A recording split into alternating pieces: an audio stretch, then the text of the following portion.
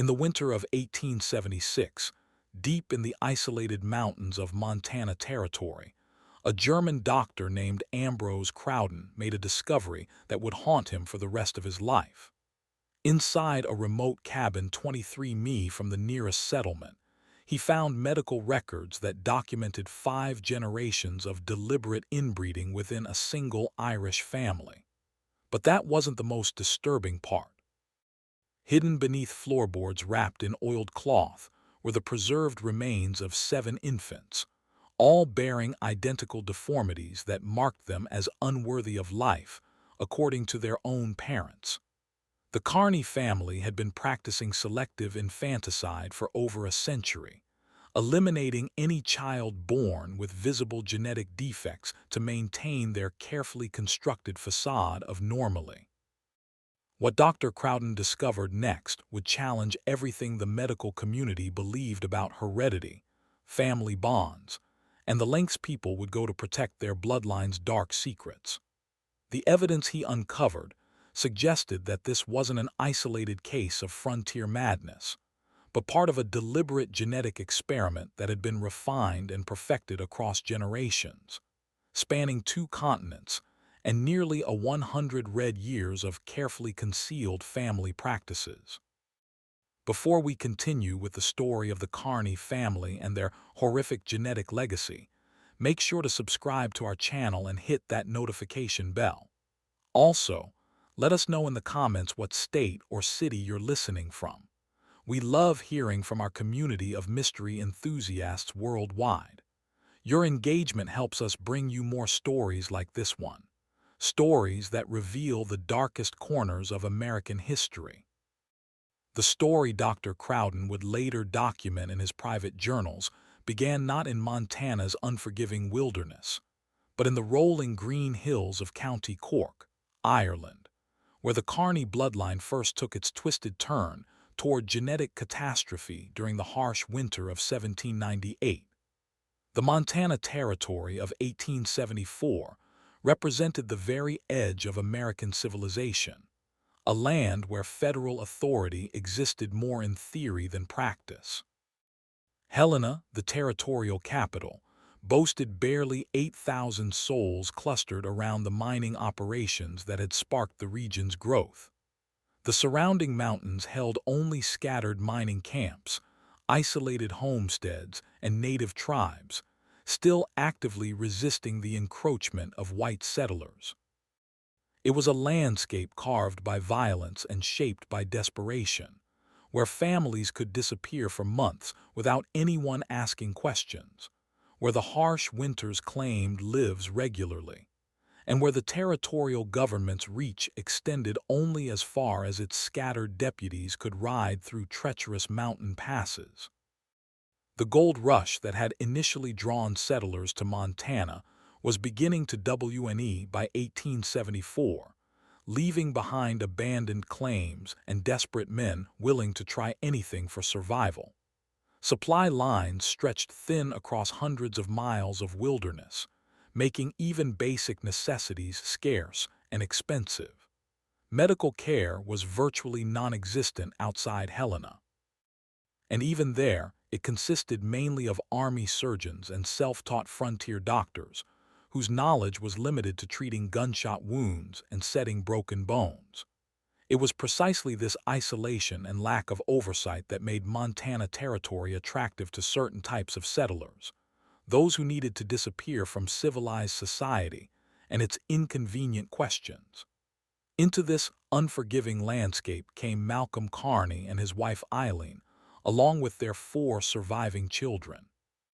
Seamus, age 19, Maura 17, Colleen 15, and young Declan barely 12.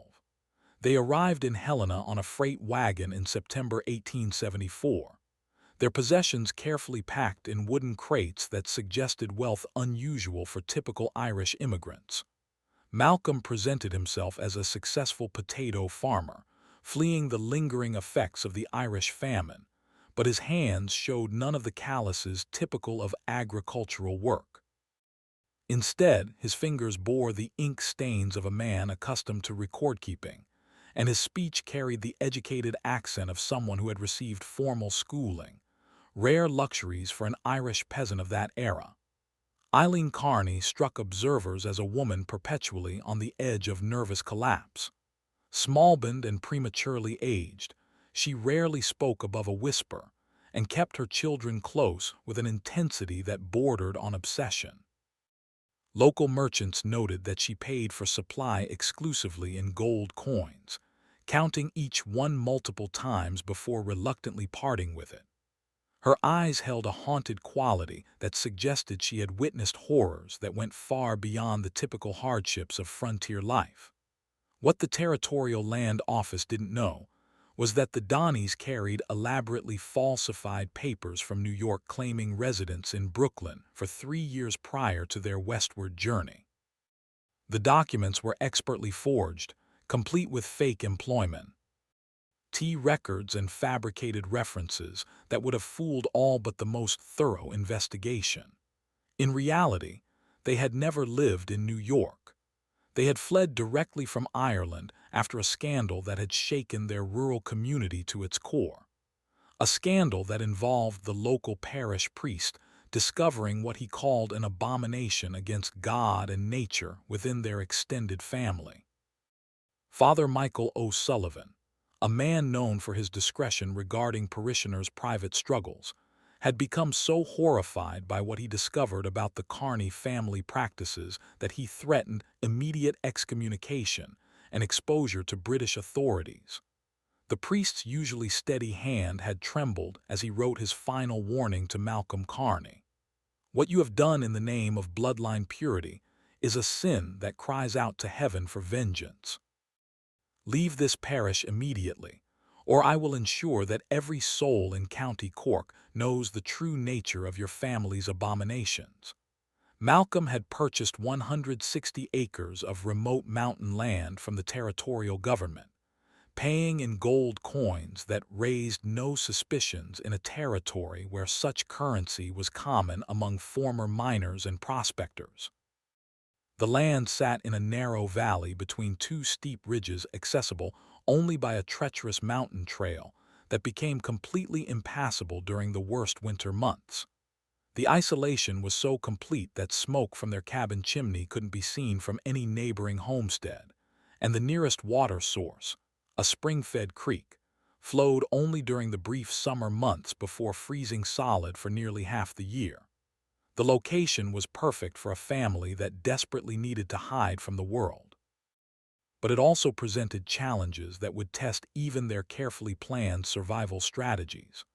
The growing season at that altitude lasted barely 4 months, requiring intensive agricultural knowledge to produce enough food for winter survival.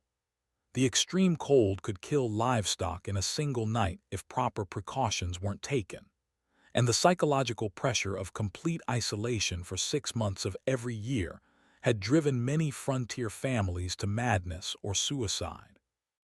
Yet the Donnies built their homestead with the efficiency of people who had faced similar challenges before. Malcolm and his sons constructed a sturdy log cabin with thick walls designed to retain heat, small windows that minimized heat loss, and a complex system of interior partitions that could be sealed off during the coldest weather. The construction showed knowledge of building techniques that went beyond typical frontier skills, suggesting either previous experience with extreme climates or consultation with experts before their arrival in Montana. Eileen and the girls prepared for their first Montana winter with methodical precision that impressed even experienced mountain dwellers. They preserved meat using techniques that maximized storage space and minimized spoilage. Cultivated crops specifically chosen for their ability to grow in short seasons and poor soil, and established systems for rationing supplies that showed mathematical precision unusual for supposedly uneducated Irish peasants. But neighbors who occasionally encountered them during supply runs to Helena noted peculiarities that set the Donnies apart from other frontier families. The family members bore striking resemblances to one another that went far beyond normal family traits. Their pale blue eyes, sharp angular features, and unusually long fingers created an almost uncanny uniformity of appearance. The children displayed behavioral patterns that seemed simultaneously advanced and disturbing. They showed remarkable intelligence and self-discipline for their ages, but also a weariness around strangers and a submissiveness to parental authority that suggested fear rather than respect. Most unsettling were the conversations overheard by Caleb Whitlock, the territorial mail carrier who made monthly runs through the mountain settlements. The family spoke frequently in Irish Gaelic, but even when using English, their discussions contained references to maintaining the purity of the line, the strength that comes from proper breeding, and the sacrifices necessary for family advancement. These weren't the typical concerns of frontier families struggling for basic survival. They suggested deeper, more disturbing motivations for their isolated lifestyle. The first sign that something was deeply wrong with the Kearney family emerged in March 1875, when the spring thaw finally opened the mountain passes after 6 months of complete isolation. Caleb Whitlock, making his first mail run since the previous October, arrived at their cabin to deliver government correspondence, and immediately sensed that something terrible had happened during the long winter months. The cabin itself showed signs of recent alterations. New boards covered what appeared to be holes in the walls, fresh chinking filled gaps suggested violence or struggle, and the area around the building bore evidence of significant digging, despite the frozen ground. Most disturbing was the smell that permeated the entire homestead, a sickly sweet odor that Whitlock recognized from his years of frontier experience as the lingering scent of death and decay. Eileen Kearney met him at the door. Her appearance so dramatically changed that Whitlock initially didn't recognize her. The woman who had arrived in Montana just 6 months earlier as a nervous but relatively healthy frontier wife now looked haggarded and hollow-eyed, her hands trembling with what appeared to be chronic anxiety. Her clothing hung loose on a frame that had lost significant weight, and her hair had gone prematurely gray at the temples. When she attempted to speak, her voice cracked as if she hadn't used it in weeks. "The winter was difficult," she managed to whisper, glancing nervously toward the cabin's interior. "We lost. We had complications." Whitlock found the family in the midst of what appeared to be a difficult birth, with Eileen in active labor, attended only by her teenage daughter, Maura. But what he witnessed during that March afternoon would later become crucial evidence in understanding the family's dark history. The scene was orchestrated with a clinical precision that suggested extensive previous experience with similar situations. The infant that emerged was clearly malformed. Its spine curved in an unnatural S shape, its left arm ending in a clubbed hand with only 3 fingers, and its head disproportionately large with a pronounced sloping forehead that indicated severe developmental abnormalities. The child's breathing was labored, and its cries had a weak mewing quality that suggested internal complications beyond the visible deformities. But what disturbed Whitlock most was the family's reaction to this obviously suffering infant. Rather than the grief, concern, or frantic efforts to help that he expected from parents facing such a tragedy, he observed what he later described as cold, calculated assessment in their eyes. Malcolm and Eileen exchanged meaningful glances while speaking to each other in rapid Irish Gaelic that Whitlock couldn't understand. Their tone suggested not surprise or anguish, but rather discussion of predetermined procedures for handling a familiar situation. "The child won't survive the week," Malcolm announced with clinical detachment, though the infant's breathing appeared relatively strong, and its cries, while weak, suggested basic vitality.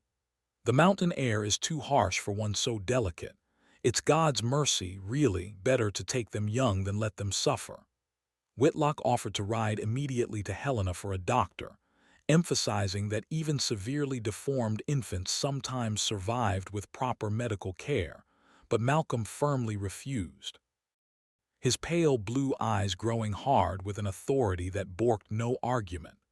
"We know how to handle our own troubles," he said, placing a possessive hand on his wife's shoulder. "It's the Lord's will that some children aren't meant for this world.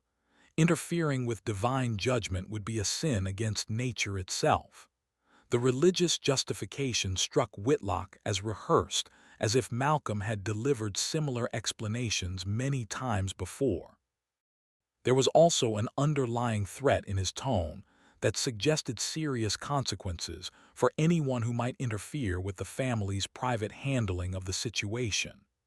Seamus and young Declan, who had been working outside during the birth, returned to the cabin with expressions that showed no surprise at finding their mother in labor or their newest sibling obviously deformed, suggesting this wasn't the first such birth they had witnessed. When Whitlock returned 2 weeks later with routine mail delivery, the infant was gone. Eileen met him at the door with red-rimmed but completely dry eyes, the look of someone who had exhausted their capacity for grief rather than someone experiencing fresh loss. "Lost the baby 3 days after you left," she reported in a voice devoid of emotion. "Buried him behind the cabin next to the others. The weak don't survive out here, and it's better that way." Her phrase, "next to the others," sent chills through Whitlock's spine. Behind the cabin, he now noticed for the first time, stood a row of small wooden crosses marking fresh-turned earth. He counted 4 graves, all too small for adult burials, all marked with crude dates spanning the past 8 months. The implications were staggering. The Donneys had lost multiple infants during their first year in Montana, losses that had never been reported to territorial authorities as required by law. The graves themselves looked wrong to Whitlock's experienced eye. The dirt was disturbed in a pattern that suggested hasty, panicked work rather than the careful burial of beloved children. The crosses were uniform in size and construction, as if made in advance rather than crafted individually.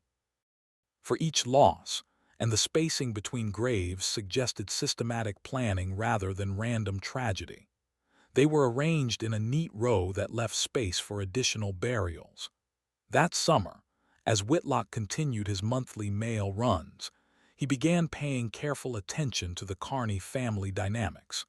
What he observed gradually painted a picture of a household operating under rules and pressures that had nothing to do with typical frontier survival. The children moved with the careful precision of people who knew that mistakes carried severe consequences, and their interactions with each other showed patterns of communication that suggested shared knowledge of family secrets too dangerous to discuss openly. Maura and Colleen, despite being only 17 and 15, carried themselves with the knowledge and weariness of much older women. They handled domestic tasks with efficiency that went beyond normal teenage competence. But their eyes held a haunted quality that suggested they had witnessed things that fundamentally changed their understanding of family relationships. When they spoke to their parents, their voices carried a difference that seemed rooted in fear rather than respect. Seamus, the eldest son at 19, had developed a pronounced stutter that seemed to worsen whenever his father was present. He flinched at sudden movements and avoided eye contact with anyone outside the immediate family. Most disturbing was his reaction to questions about family life. He would begin to respond normally, then catch himself and fall silent as if remembering consequences for revealing family information. Young Declan appeared the most normal of the children, but Whitlock caught him once staring at the small cemetery behind the cabin with an expression of terror rather than sadness. When asked about his deceased siblings, the boy had responded, "Sometimes babies aren't right, and Father says God doesn't want them to suffer, but sometimes I think maybe God didn't decide." The child had immediately clapped his hand over his mouth, as if realizing he had said something forbidden, and refused to speak another word during Whitlock's entire visit. Most disturbing were the conversations Whitlock sometimes overheard when approaching the cabin quietly through the forest. The family spoke frequently about keeping the line pure, maintaining the strength of the blood, and the sacrifices our ancestors made to preserve what matters. They used Irish phrases that Whitlock couldn't translate, but the tone suggested rituals or traditions that went far beyond normal family customs. There were references to the others back home, what happened to the weak ones, and most chillingly, discussions of which children show the signs and how to handle the imperfect ones. These conversations painted a picture of a family operating according to beliefs and practices that predated their arrival in Montana by many years, possibly generations. The isolated mountain homestead wasn't just a refuge from civilization. It was a carefully chosen location where the family could continue traditions that would be impossible to maintain under the scrutiny of normal community life. As 1875 progressed into its harsh winter months, the Kearney family's isolation became complete once again. Snow blocked the mountain passes from November through March, cutting them off entirely from the outside world for the second time since their arrival in Montana Territory. But it was during this second period of isolation that the true nature of their genetic legacy began to manifest in ways that would eventually draw the attention of territorial authorities and shock even the frontier's hardened residents.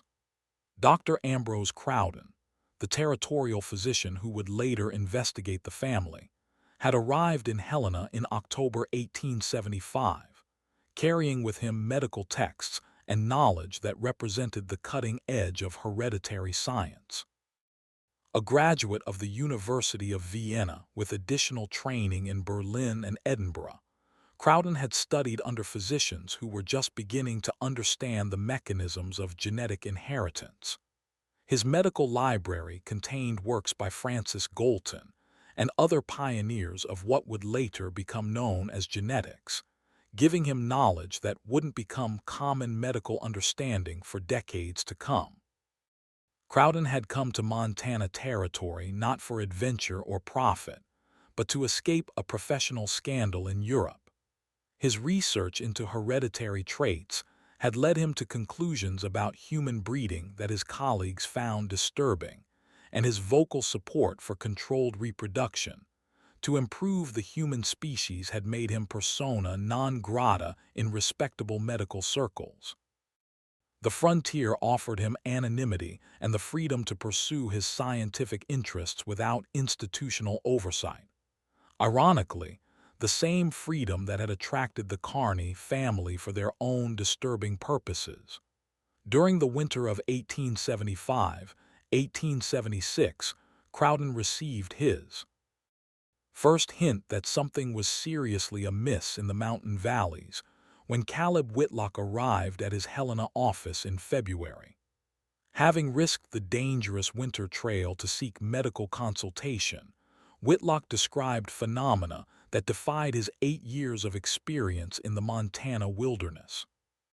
Strange lights seen coming from the Kearney cabin at odd hours of the night, smoke patterns that suggested fires being burned at unusual times and temperatures, and most disturbing of all, sounds that carried across the frozen landscape during the still winter nights. "Doctor," Whitlock said, his weathered face creased with worry and confusion, "I've been carrying mail through these mountains for 8 years. I know the difference between normal frontier hardship and something genuinely wrong.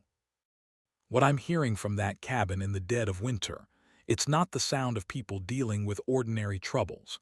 There's crying that goes on for hours, then stops so suddenly it's like someone threw a switch. And there's singing, if you can call it that doesn't sound quite human. The melody is wrong, like it's meant for voices that don't work the same way ours do." Whitlock also reported visual phenomena that troubled his practical frontier sensibilities. The Kearney cabin showed lights burning at times when fuel conservation should have been critical for winter survival. The patterns of illumination suggested activities requiring sustained light during the darkest hours of night. activities that didn't match normal family routines. Most disturbing were the occasions when Whitlock glimpsed figures moving outside the cabin during blizzard conditions that should have made outdoor activity impossible. Figures that seemed unusually tall or moved with gaits that didn't look entirely human in the shifting snow and shadows. Crowden's medical instincts were immediately aroused by Whitlock's descriptions, but the winter weather made any journey to the Kearney homestead absolutely impossible.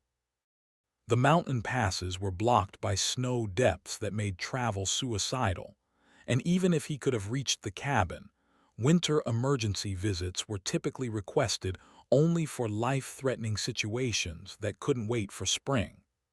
The Kearney family had never requested medical assistance, despite the obvious health problems Whitlock had described.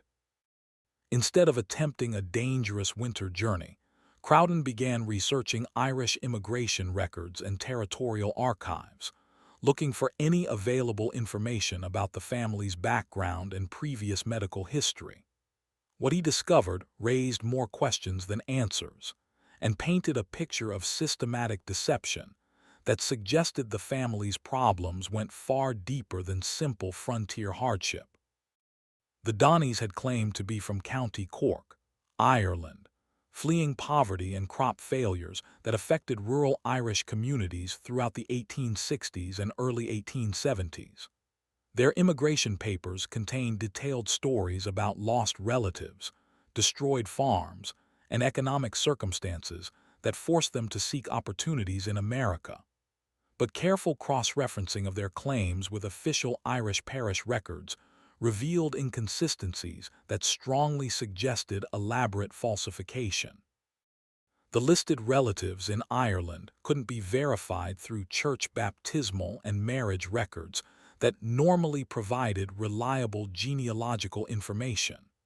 The described farm locations didn't match existing land ownership records from County Cork.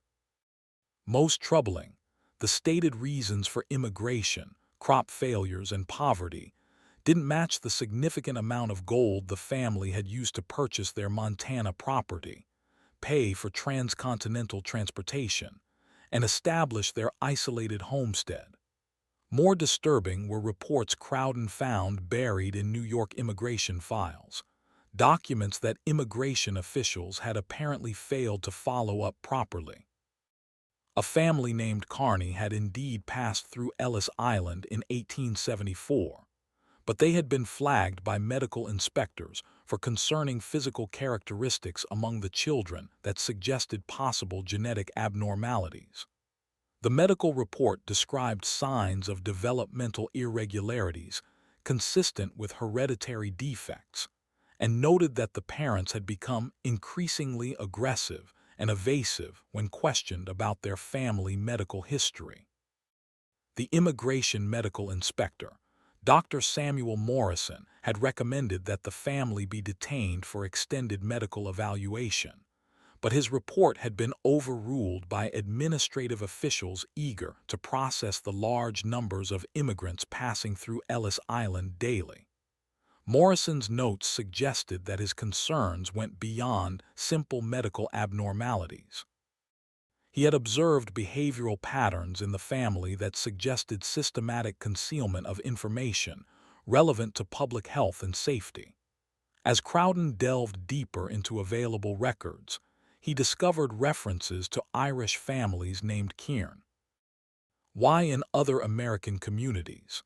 Families that had arrived at different times but showed similar patterns of behavior.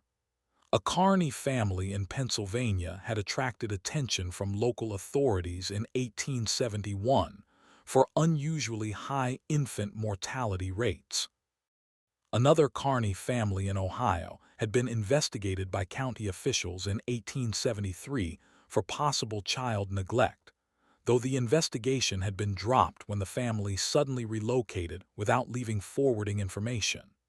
The pattern suggested that the Montana Donneys weren't isolated criminals, but part of a larger network of related families who shared similar practices and moved frequently to avoid official scrutiny. The implications were staggering. If these were all branches of the same extended family, their genetic manipulation and systematic infanticide might have been practiced across multiple states and involved dozens of victims over many years. As spring approached and the mountain passes began to clear, Crowden found himself increasingly obsessed with the mystery of the Kearney family. His professional training told him that isolated populations often develop genetic problems due to limited breeding pools, a well-documented phenomenon in remote communities throughout history. But something about this particular family suggested a pattern far more deliberate and systematic than simple geographic isolation could explain.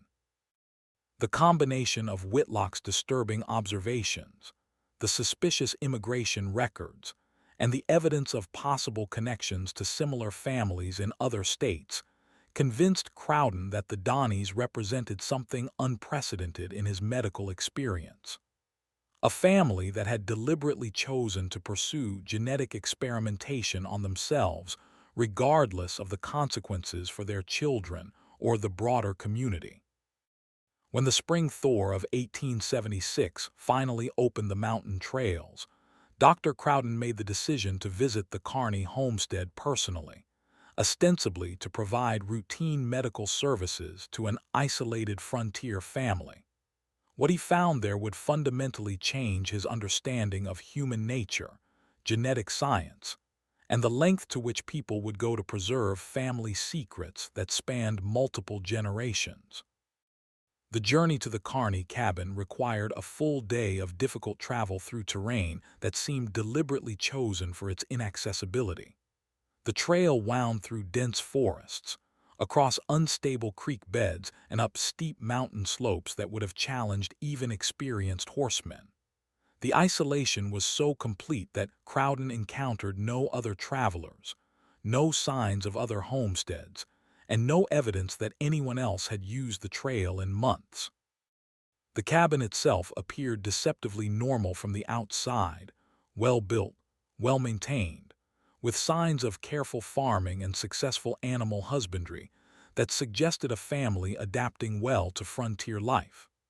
The immediate surroundings showed evidence of hard work and intelligent land use, carefully tended vegetable gardens, efficient livestock shelters, and water management systems that demonstrated sophisticated agricultural knowledge. But Crowden's medically trained eye immediately noticed troubling details that most visitors would have overlooked. The family cemetery behind the cabin contained far too many graves for a family that claimed to have lost only occasional infants to the harsh frontier conditions.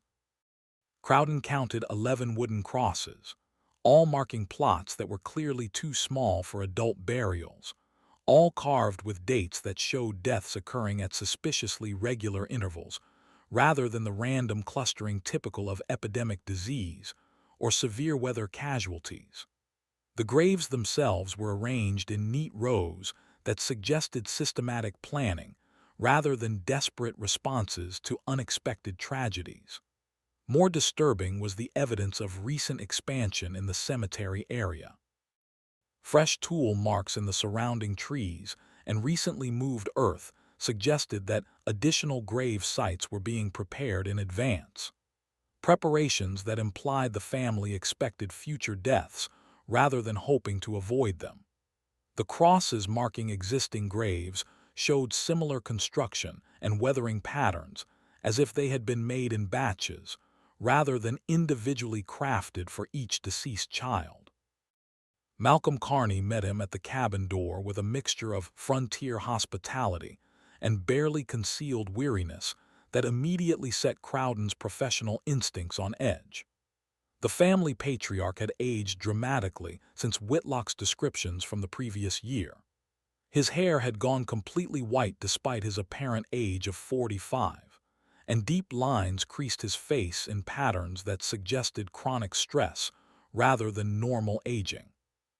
His hands trembled slightly when he thought no one was watching, and his eyes held a haunted quality that Crowden recognized from patients suffering from severe psychological trauma. "We don't need a doctor here, Malk," Ohm said with forced firmness, but his voice carried less conviction than his words suggested. "We've always handled our own troubles, just as our families did in the old country. Bringing outsiders into family matters only complicates situations that are better resolved through traditional methods." Eileen appeared behind her husband, and Crowden was shocked by the extent of her physical deterioration since Whitlock's previous descriptions. The woman who had given birth just over a year earlier now looked gaunt and hollow-eyed, her frame so thin that her clothing hung like drapes over protruding bones.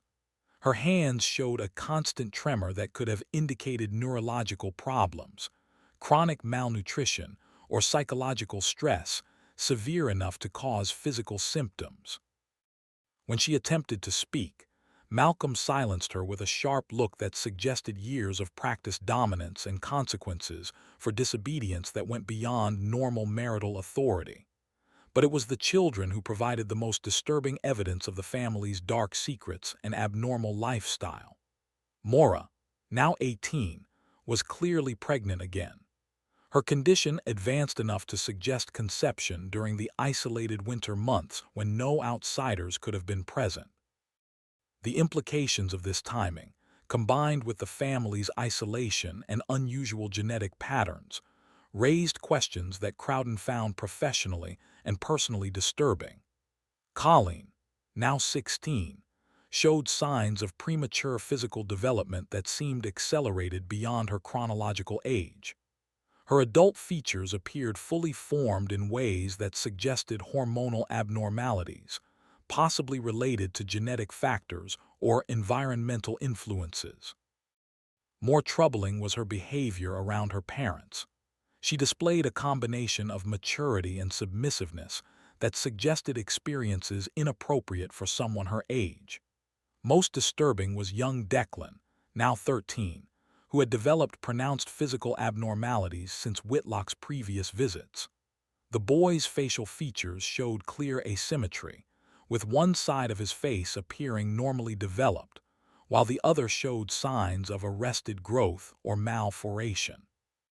He walked with a pronounced limp that suggested spinal curvature, and his hands showed the elongated fingers and unusual joint flexibility that Crowden recognized as possible indicators of genetic connective tissue disorders.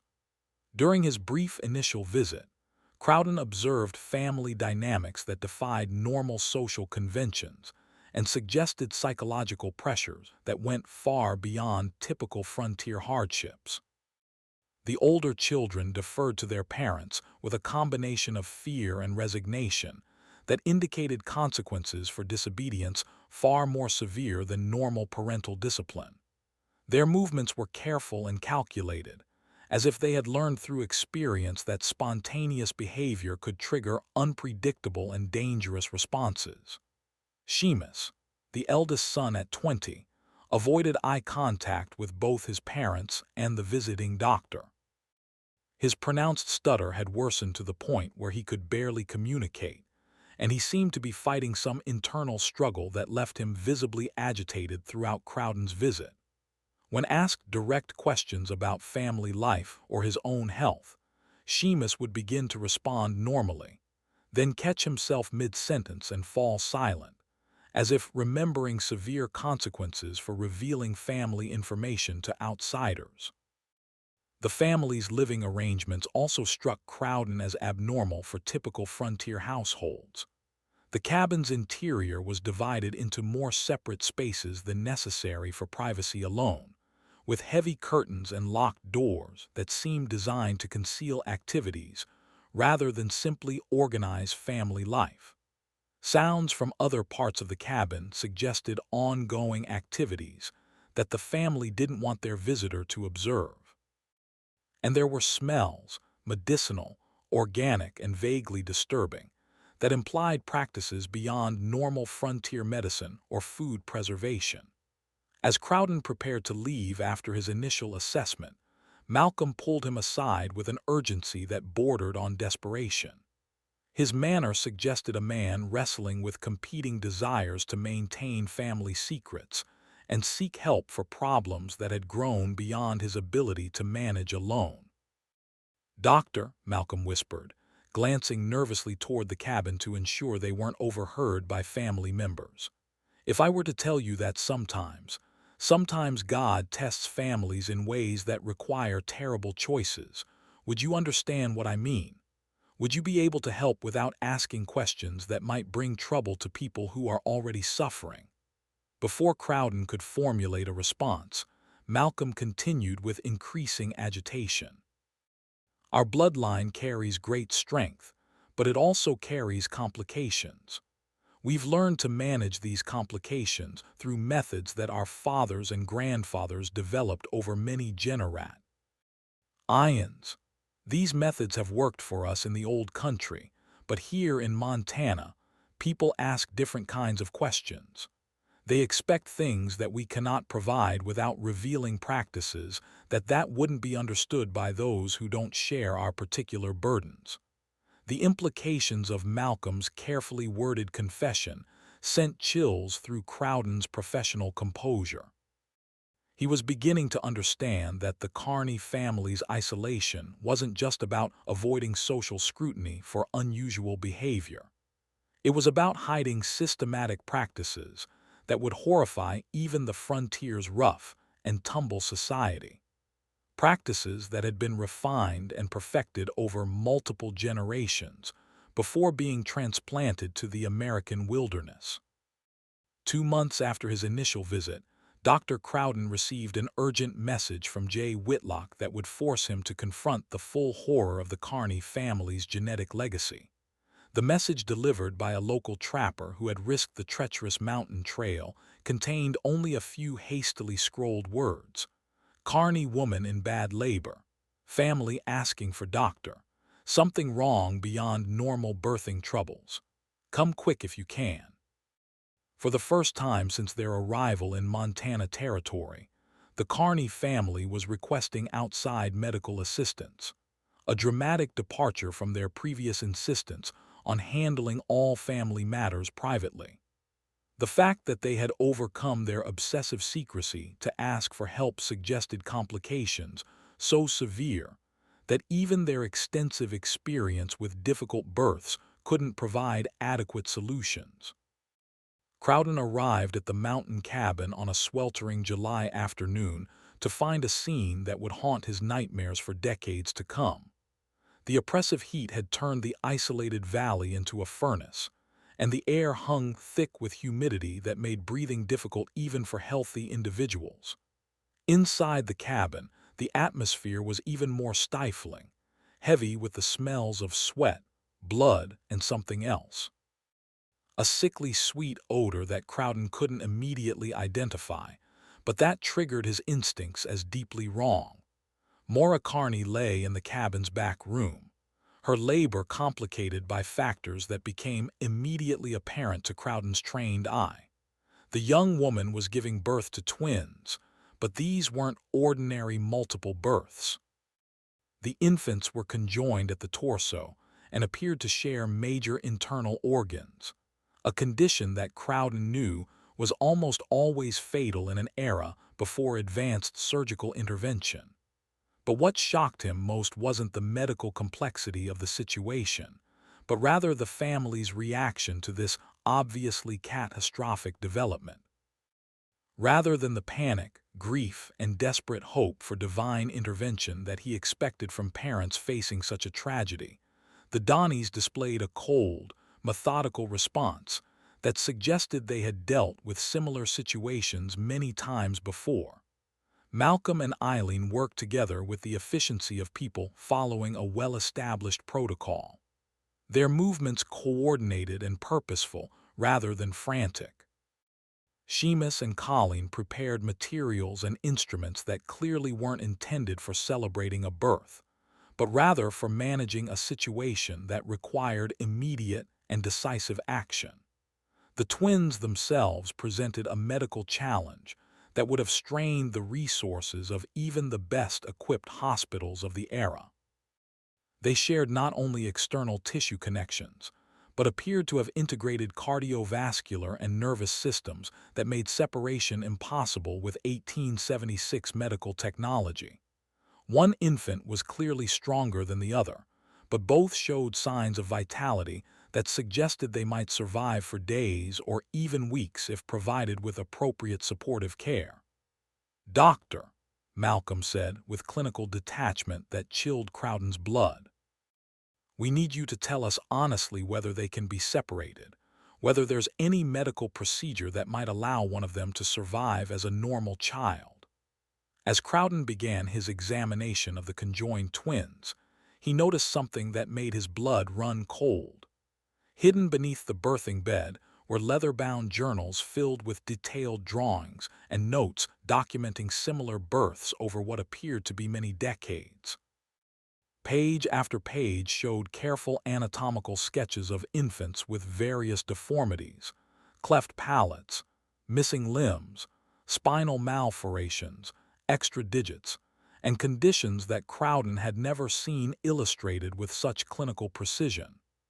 Each drawing was annotated with notes in Irish Gaelic and English dated entries that spanned several decades and multiple geographic locations.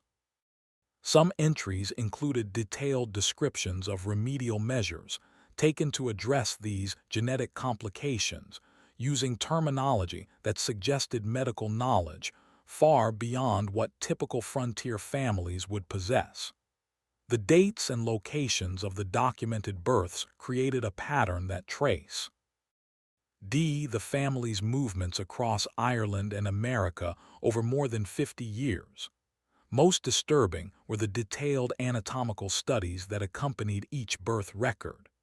The illustrations showed not just the external deformities, but also speculative internal anatomy, potential survival prospects, and what the notes euphemistically called quality of life assessments. The clinical language couldn't disguise the fact that these records documented systematic evaluation of newborn infants for traits that the family considered acceptable or unacceptable for survival. Eileen noticed his discovery and spoke for the first time since his arrival, her voice carrying the weight of generations of terrible knowledge. "The bloodline must be kept pure. Doctor, weakness cannot be allowed to spread and contaminate future generations. Our families learned this truth through hard experience over many generations back in the old country. What looks like cruelty to outsiders is actually mercy, both for the children who would suffer and for the family line that must be preserved." Her words were delivered with the conviction of someone reciting fundamental religious doctrine. But the doctrine she described involved principles of human breeding that violated every standard of medical ethics and human decency that Crowden had learned during his professional training. The Kearney family wasn't just practicing infanticide. They were conducting systematic genetic experimentation on their own children, using principles of selective breeding that treated human beings as livestock, to be improved through careful culling of undesirable traits. The leather journals contained additional evidence that revealed the true scope of the family's genetic manipulation. Hidden within the medical records were genealogical charts that traced the Kearney bloodline through multiple generations, showing patterns of intermarriage between closely related family members that explained the high frequency of genetic abnormalities among their children. The charts revealed that Malcolm and Eileen weren't just husband and wife. They were also first cousins, continuing a pattern of deliberate inbreeding that extended back through 5 generations of carefully planned marriages, designed to concentrate what the family believed were superior genetic traits. The genealogical documentation showed that the practice had begun in Ireland during the early 1800s, when Malcolm's great-grandfather had become convinced that the Irish people could be improved through selective breeding, similar to the agricultural techniques used to develop superior livestock. The family had justified their systematic inbreeding through a twisted interpretation of biblical genealogies and pseudoscientific theories about racial superiority that had gained popularity among certain educated classes in Europe during that era.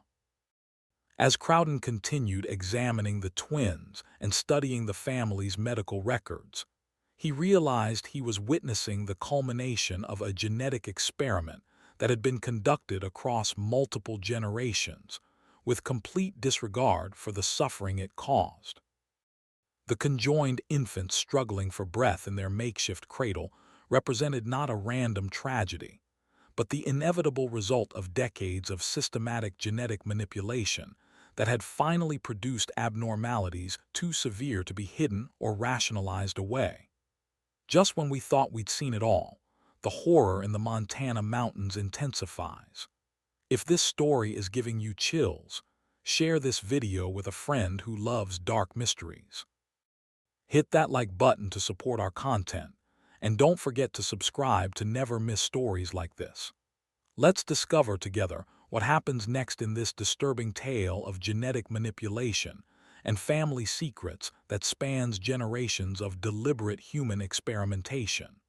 The immediate crisis of the conjoined twins forced Crowden to make decisions that would haunt his conscience for the rest of his career. The infants were clearly suffering, their shared cardiovascular system struggling to support two separate bodies, their breathing labored and irregular.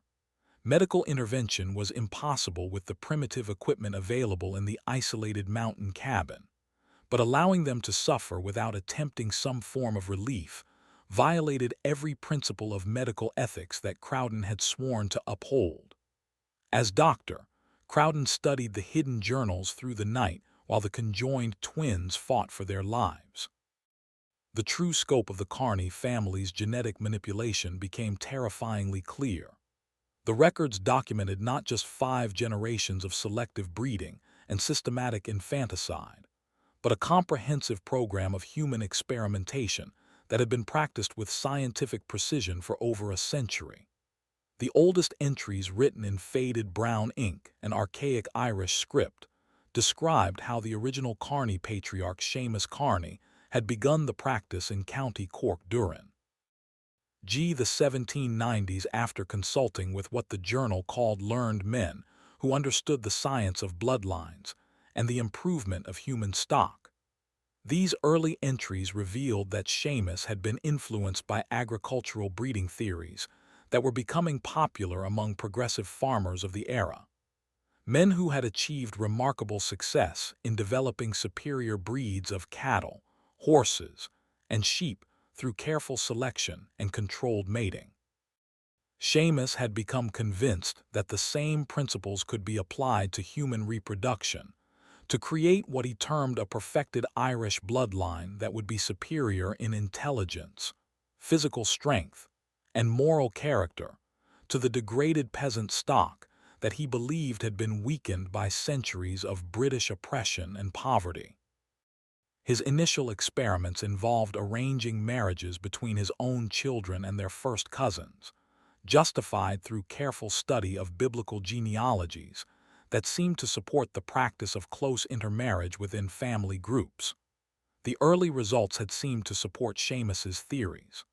The first generation of deliberately inbred children showed unusual intelligence, striking physical beauty, and what the family interpreted as evidence of genetic superiority. But the records also revealed that even in the first generation, there had been births of severely deformed infants that were quietly eliminated through what the journal euphemistically called merciful release from earthly suffering. As the generations progressed, the genetic experimentation became increasingly systematic and scientifically sophisticated. Each subsequent patriarch had refined the breeding program, introducing new selection criteria and developing increasingly elaborate justifications for eliminating children who failed to meet the family's evolving standards of genetic acceptability. The journals contained detailed discussions of traits considered desirable: pale blue eyes, angular facial features, unusual height, mathematical aptitude, and traits that warranted immediate elimination, visible physical deformities, mental retardation, and what the family termed behavioral irregularities. But the most disturbing revelation came when Crowden discovered a section of the journal dedicated to what was called the enhancement protocol. The entries described systematic attempts to accelerate the concentration of desired traits through increasingly close breeding relationships. Malcolm's generation represented the culmination of this process.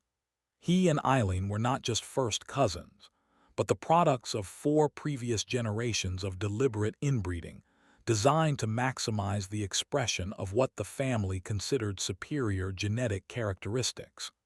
The protocol had achieved its intended results in some respects. The surviving Kearney family members did indeed show remarkable intelligence, striking physical uniformity, and certain capabilities that set them apart from typical frontier families. But the genetic cost had been catastrophic.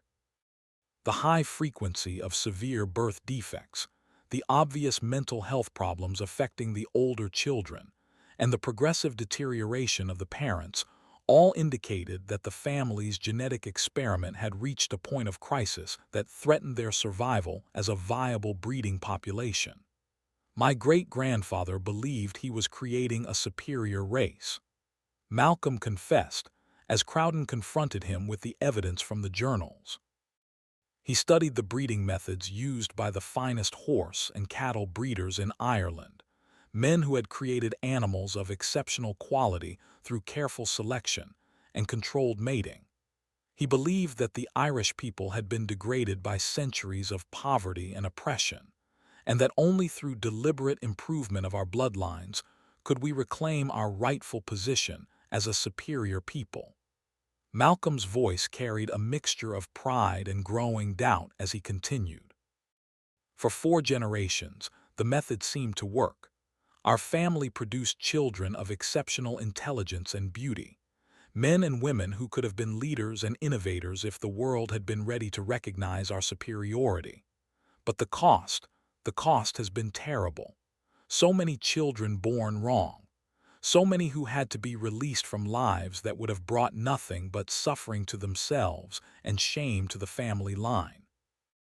The genetic reality that Crowden understood from his advanced medical training painted a far different picture than the family's eugenic fantasies.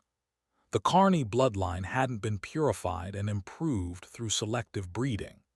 It had been systematically destroyed through the accumulation of recessive genetic traits that produced increasingly severe abnormalities with each generation. The children who survived to adulthood carried hidden genetic damage that would inevitably be expressed in their own offspring, creating a downward spiral of genetic deterioration that could only end in the complete extinction of the family line. The conjoined twins struggling for breath in their makeshift cradle represented the ultimate failure of the Kearney genetic experiment. 5 generations of deliberate inbreeding had not created superior human beings. It had produced increasingly severe deformities that could no longer be hidden, rationalized, or eliminated without arousing the suspicions of a society that was becoming less tolerant of isolated family practices that violated accepted moral and legal standards. As Crowden watched Malcolm and Eileenette prepare to carry out what they clearly saw as another necessary elimination of genetically unacceptable offspring, he realized he was witnessing the culmination of America's first systematic experiment in human eugenics, an experiment that had been conducted in secret for over a century, leaving a trail of murdered infants and psychologically destroyed family members across 2 continents. The immediate confrontation over the fate of the conjoined twins became a battle not just for the lives of 2 suffering infants, but for the soul of a family that had lost all sense of human decency in pursuit of genetic perfection that existed only in their own twisted imagination. The confrontation between Dr. Crowden and the Kearney family over the fate of the conjoined twins marked the end of their century-long genetic experiment and the beginning of a reckoning that would expose one of the darkest chapters in the intersection of family secrets, primitive genetic science, and the American frontier's tolerance for isolated communities operating beyond the reach of civilized oversight. Crowden's intervention, backed by his authority as territorial physician, and his explicit threat to involve federal marshals if the family harmed the twins, forced the Donneys to acknowledge that their isolated practices could no longer be sustained in an increasingly connected American society, where unusual infant mortality rates and suspicious family dynamics would inevitably attract official eye. Tension that could no longer be avoided through geographic isolation alone. The twins survived only 3 days despite Crowden's best efforts to provide supportive care with the primitive medical equipment available in the remote mountain cabin.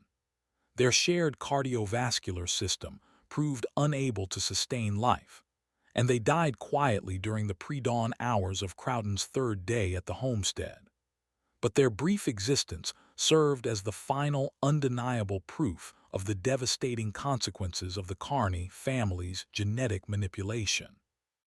Consequences that could no longer be hidden from the outside world or rationalized through religious justifications that had become increasingly hollow with each generation of systematic inbreeding.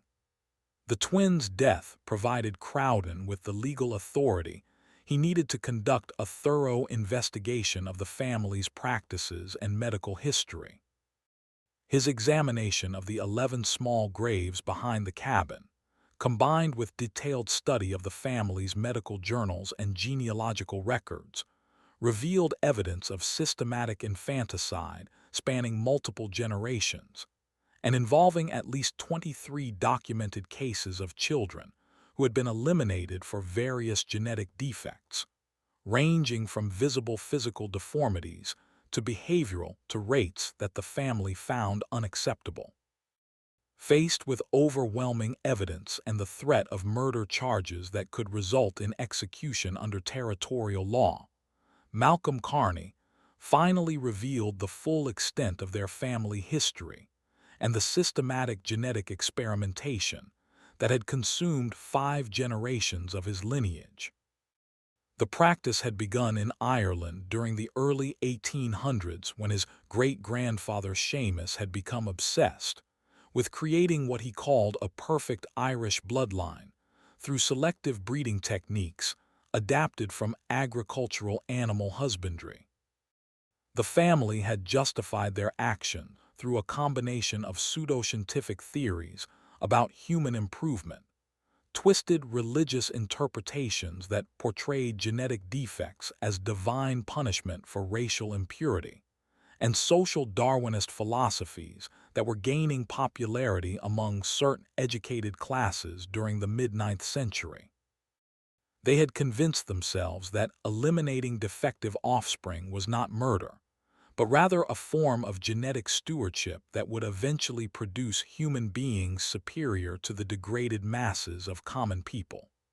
The psychological toll of maintaining these beliefs and practices across multiple generations had been catastrophic for every member of the family. Malcolm himself suffered from chronic anxiety and depression that had worsened dramatically as the genetic consequences of inbreeding became impossible to ignore. Eileen had experienced multiple nervous breakdowns and showed signs of what Crowden recognized as severe post-traumatic stress, resulting from years of participating in the systematic murder of her own Kai. Eldren. The surviving children presented a tragic spectrum of psychological and physical damage, resulting from both genetic factors and the traumatic environment in which they had been raised. Seamus, the eldest son, suffered a complete mental breakdown when questioned about his role in the family's practices, revealing that he had been forced to participate in the elimination of defective siblings from the age of 12. His profound stutter and inability to maintain eye contact were symptoms of psychological trauma, so severe that Crowden doubted he would ever recover sufficiently to function in normal society. Maura and Colleen, both products of the family's systematic inbreeding, showed physical and psychological symptoms that would require years of treatment to address. Both young women had been psychologically conditioned to accept their roles as breeding stock for continuing the family line, and both showed signs of sexual abuse that suggested their father had been preparing them for marriages to their own brothers, the logical continuation of the family's genetic concentration program. Young Declan, whose physical deformities made him a living reminder of the family's genetic failures, presented the most complex challenge for territorial authorities. His spinal curvature and facial asymmetry were progressive conditions that would require ongoing medical treatment, but his psychological state had been so severely damaged by witnessing years of infanticide and abuse that he posed potential dangers to himself and others. The boy disappeared one night from territorial custody, vanishing into the Montana wilderness without leaving any trace that would allow authorities to determine his fate. The legal proceedings against Malcolm and Eileen Kearney were complicated by the unprecedented nature of their crimes and the territorial justice system's lack of experience with cases involving systematic genetic experimentation and generational patterns of infanticide. The territorial prosecutor struggled to find appropriate charges for crimes that spanned multiple generations and jurisdictions, while defense attorneys attempted to argue that the defendants were victims of hereditary mental illness, rather than calculating criminals who had systematically murdered their own children. The case attracted attention from medical and legal experts throughout the American territories. But the remote location and primitive communication systems of the era meant that much of the evidence and testimony never reached the broader public. Malcolm and Eileen Kearney both died in territorial custody before their cases could come to trial. Malcolm from what appeared to be a stroke brought on by the psychological stress of having his life's work exposed as a catastrophic failure, and Eileen from complications related to her final pregnancy, which ended in yet another severely malformed stillbirth that seemed to symbolize the ultimate futility of the family's genetic experimentation. Dr. Crowden's detailed documentation of the case became part of early medical literature on the dangers of consanguineous marriage and the genetic consequences of systematic inbreeding. His professional reports published in territorial medical journals and later in national medical publications provided some of the first systematic evidence of the relationship between close family intermarriage and increased rates of genetic abnormalities in offspring. However, he never published the full details of what he had discovered, including the systematic infanticide and psychological abuse that had characterized the Kearney family's practices. Crowden's private journals, discovered after his death in 1923, revealed his lifelong struggle to understand how human beings could systematically eliminate their own children in pursuit of genetic perfection that existed only in their own twisted imagination. His notes described recurring nightmares about the conjoined twins and persistent guilt about his inability to save the children who had been murdered before his intervention could protect them. The Kearney homestead was abandoned after the family's arrest, and the mountain property reverted to territorial ownership when no surviving relatives could be located to claim inheritance rights. Local residents avoided the area partly due to practical concerns about the harsh winter conditions that had made the location appealing to the family, but also because of growing awareness of the horrors that had taken place there.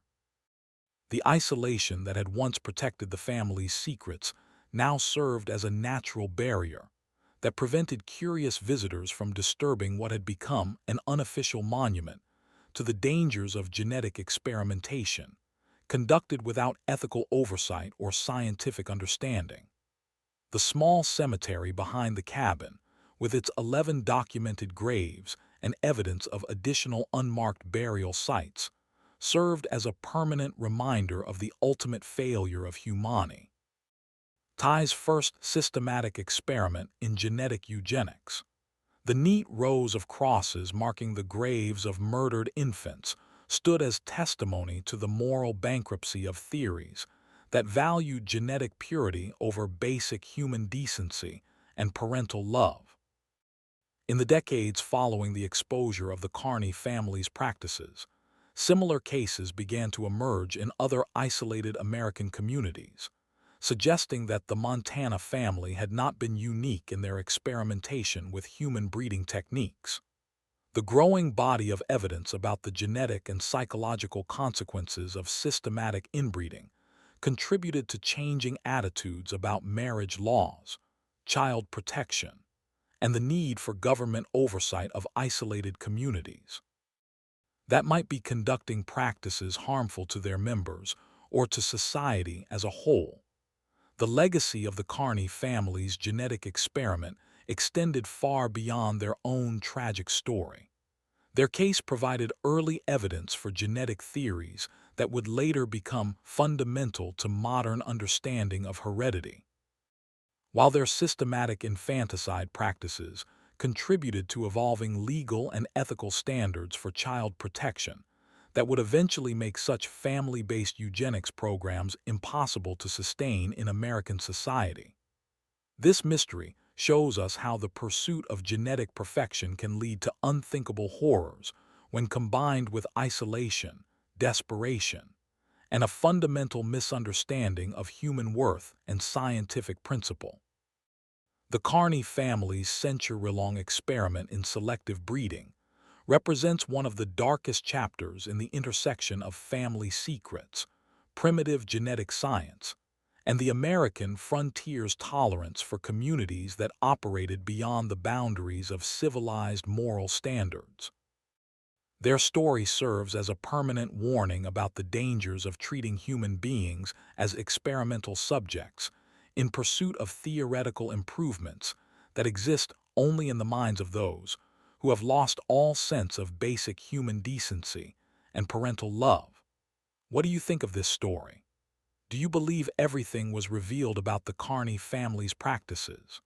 Or might there be other isolated families who carried similar dark traditions to the American frontier? Could such systematic genetic experimentation have been conducted in other remote locations without detection by authorities who lacked the resources and communication systems necessary to monitor isolated communities effectively? Leave your comment below with your thoughts about this disturbing chapter in American history. If you enjoyed this tale and want more horror stories like this, subscribe, hit the notification bell, and share with someone who loves mysteries that challenge our understanding of human nature and the lengths people will go to pursue their twisted vision of genetic perfection. See you in the next video.